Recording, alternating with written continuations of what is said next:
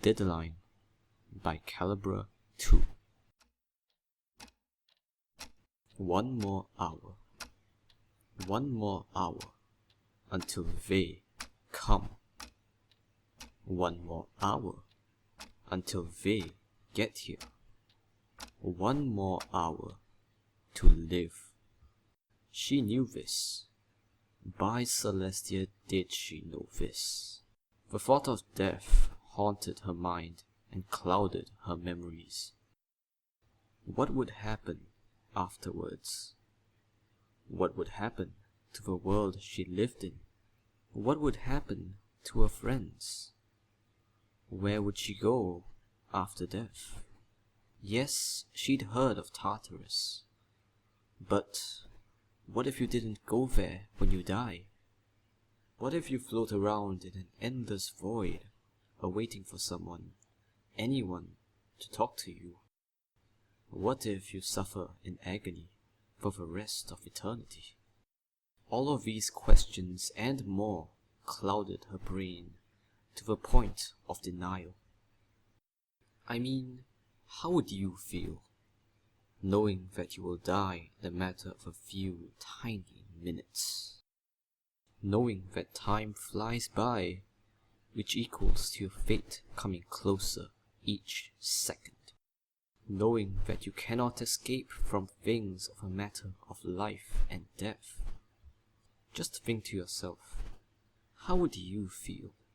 Are you afraid of death? Maybe they won't kill her. Maybe they'll show her mercy. However, what is the chance that they won't? There is always a chance of redemption, but at the same time, a chance of revenge.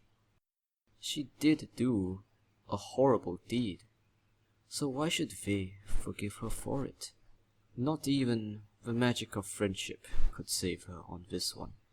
Her horn lit up, trailing across the small bookshelf she had set up for herself. She lived in a small hut on the outskirts of Manhattan. It wasn't big, 2 rooms at least, but it was her home, and you bet she was going to die there instead of anywhere else. She built this home, and she can't leave it because of a crisis. She began to cry. Every tear was swallowed to the ground, at the same time creating a serenading sound that seemed to summon even more than what was dropped. Soon, her face wasn't visible through all the sorrow she cried. Her vision wasn't clear. Her mind wasn't clean. She took a book from the shelf. It was a small book, a Philly's book. Her magic dropped the book and sloppily opened it. The pages flipped as if they were exhausted, taking every chance to flop to the other side. She attempted to clear her face and read it word for word. Her mother used to read this to her when she was only a small pony. The book was intended to teach young ponies about death, as children don't have a clear understanding of it. Her mother read this to her when her grandparents died. They were old, so it was of natural causes. Telling a small pony that everyone eventually dies is hard, especially if you have to explain it about someone so close to them. When someone tells you that someone had died, it is meant that they forgot everything and have to be taken to a safer place. When you die, you will forget everything, everyone. You will be taken to a very special and safe place.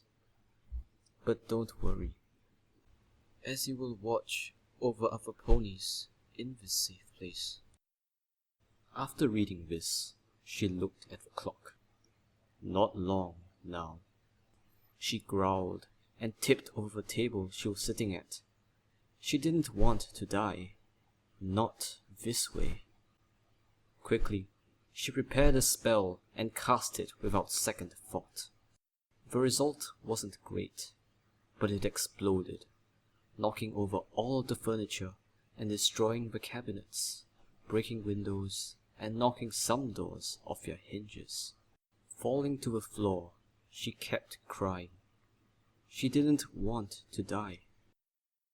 She got back onto her horse and looked at the clock once more. How long had she spent wallowing? A long time was the answer. Time flies fast, and it felt too fast for her liking.